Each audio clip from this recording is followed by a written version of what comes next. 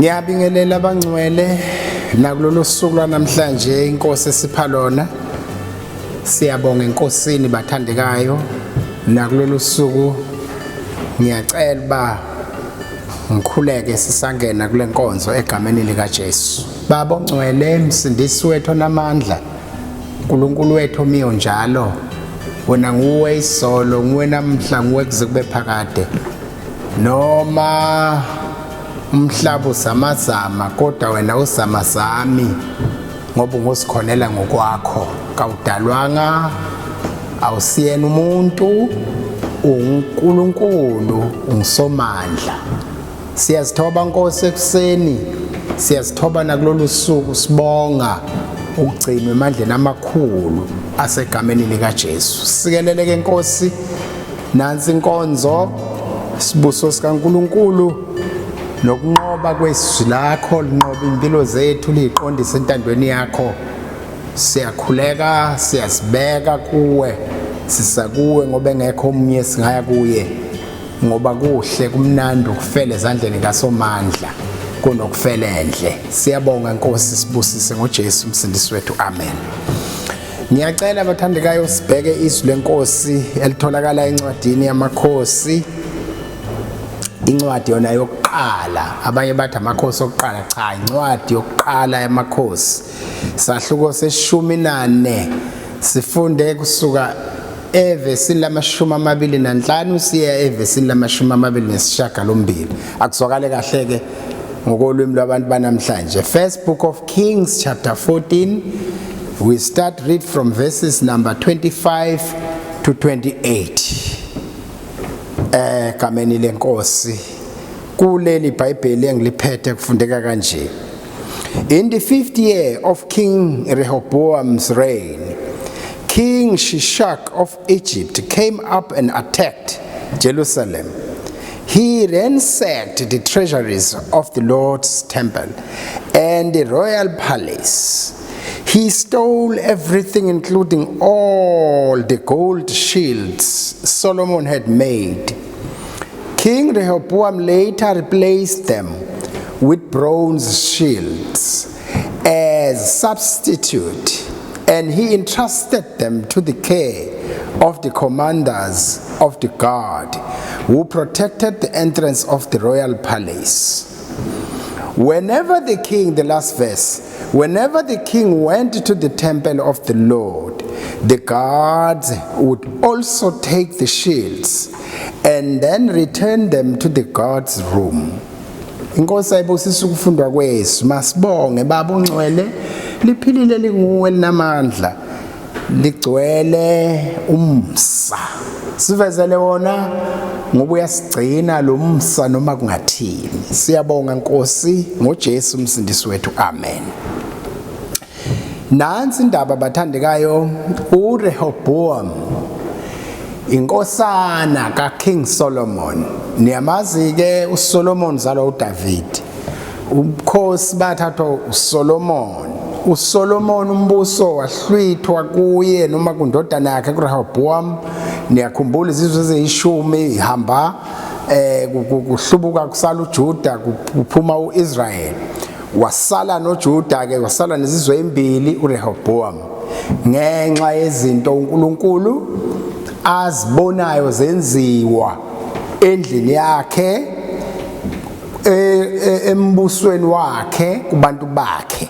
uNkulunkulu uyangenelela ngezindlela eziningi, umhlaba ubona ushayisana nje, utengezela njengesidakwa. Kukhona izinto ezenziwa ngabantu emhlabeni, imbuso ekhona bazenze zidine uSomandla.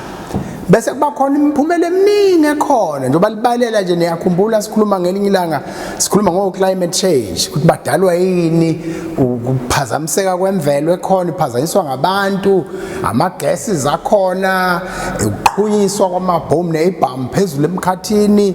Bese kuba ne-climate change, ibizwe lingabe lisakwazi manje ama-season ukulandeleka njengey'miso zikaNkulunkulu, kuphazamiseka imvelo-ke apheleka amanzi njengoba imfula eminingi esakhula kuyo masiwela kuyo namhlanje ngathi imigwaqo Sekuyiphupho masixoxela ingane zethu ukuthi lemfula esiyiwelayo sasigumula amabhlukwe siwele noma sifinqa amabhlukwe ubusika nehlobo.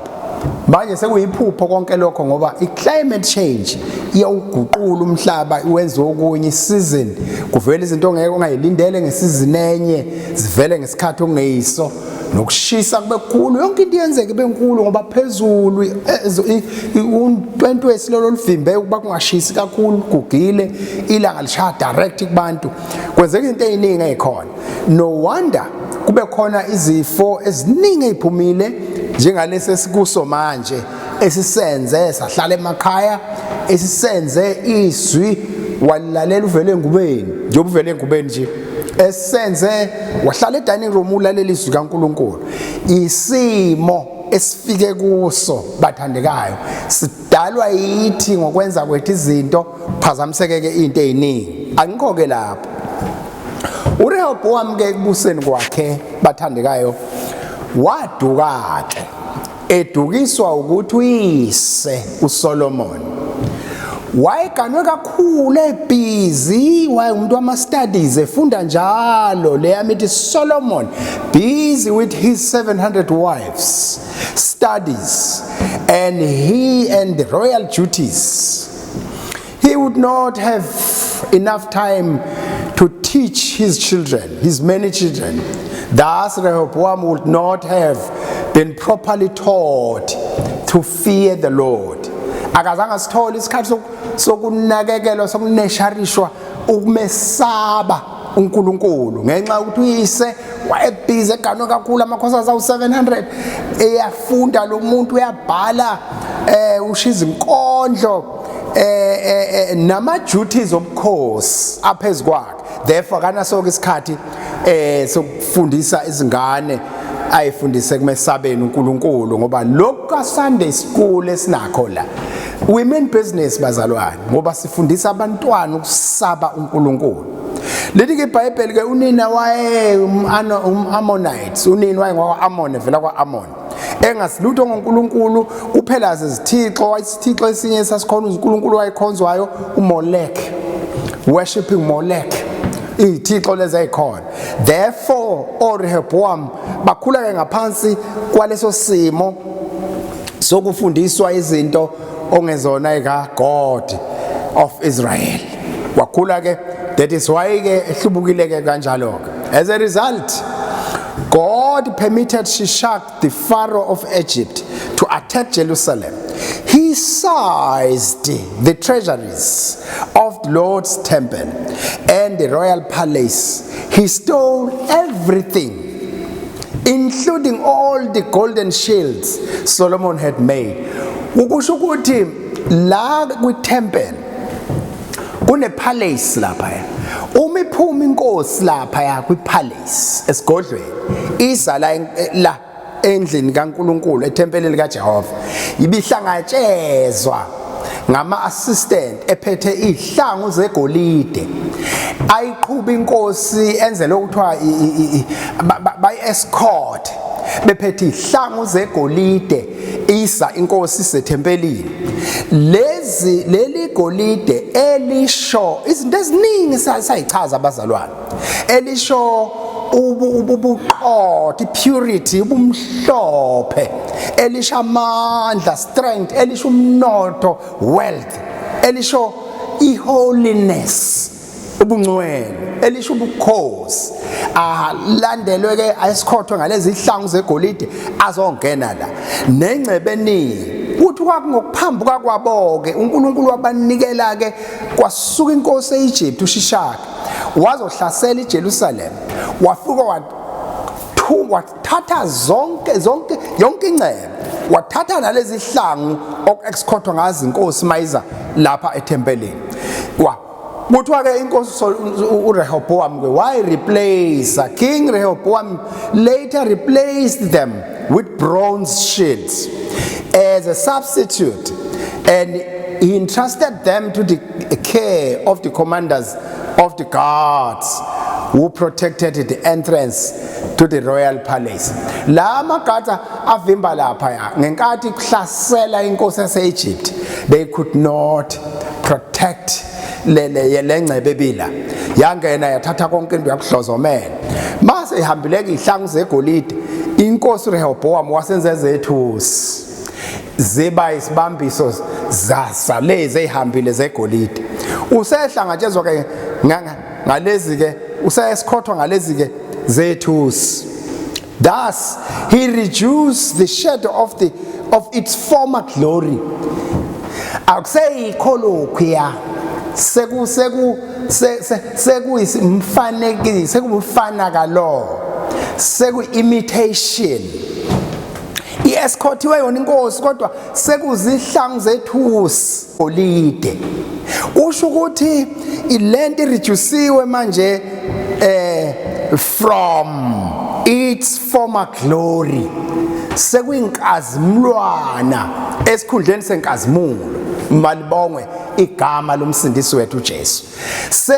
Sekuyinto ecishe iye ngakhona, it's not real. Kuyakhonzwa kodwa ihlangu ok-escortwa ngazo manje inkosi mayisisa la ethempelini likaSomandla akusezona ezegolide, seyishintshiwe sengezethusi. Ezegolide nengcebo kwathunjwa isitha. Bazalwane bami, sikulenyakanyaka nakulesi simo esinje, kunezinto ezintshontshiwe ebandleni, kunezinto ezithathwe isitha ngoba sazi isitha ukuthi lezi zinto uba khona kwazo. I-presence yalezi zinto yenza thina sithi Abba Baba. Masihamba, sihamba, we walk tall in the house of the Lord. Ngoba iBhayibheli lithi abasendlini yakhe bayahluma njengesundu, bayakhula abatsha emagcekeni kaNkulunkulu. Manje ke isitha siyintshontshile ama-treasuries alapha endlini kaNkulunkulu, sathatha konke nezihlanga bezesikhotha inkosi mayiza lapha ethempelini, kwasaba nama-substitute ethusi ukuba ke manje qhubeke le nkonzo kodwa iqhubeke ingaseyona leya former glory leya nkazimulo yasekuqaleni, kodwa bese isireduciwe. Ireducelani ukuba isitha sigayine that access, isitha sigayine amandla, isitha sikwazi uba phakathi la. Kanti qala bekuthi makungenwa enkonzweni mawuzohlatshelela usekude usugijima uthi awu ngasala nkosi yami, ngasala ngoba yini mabangcwele sebebuthwa sebekhethwa bengeniswa ekhaya, ungene nezicapha yini ingcebo nezihlangu bezingezigenuine. Yonke into ebiyenzeka la bekuyinto ehlambulukisayo, nezwi ney'ntshumayelo zonke ezilapha namahuba ahutshwa lapha nayo yonke into eyenziwa la iyenza umuntu, ithatha umuntu endaweni ethize imbeke endaweni ethize, isusa uvalo, iyahlambulukisa, yenza okungekho kube khona, engene enokungabaza ubuyele emva ehambela phezulu athi ngibuya khona endlini kaSomandla sengiphethe izinto ebengayiphethe, ngoba endlini kaNkulunkulu khona izinto ezitholakalayo, ngoba entabeni kaJehova kuyabonelelwa, kunezinto ezitholakala khona.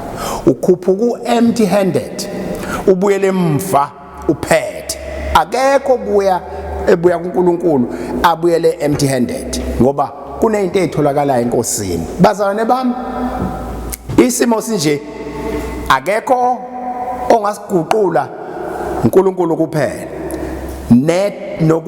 nokunxusa kwethu.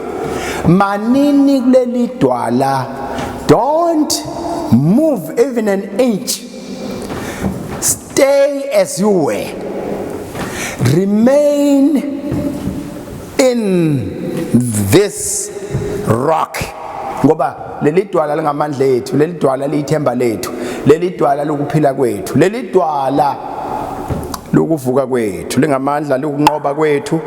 Makanibusise uNkulunkulu abe nani bathandekayo, sibuso sakhe sibe phezukweni. Masikhuleke. Ngcwele nesu lakho lingcwele. Ngamandla ethu kuphila kwethu.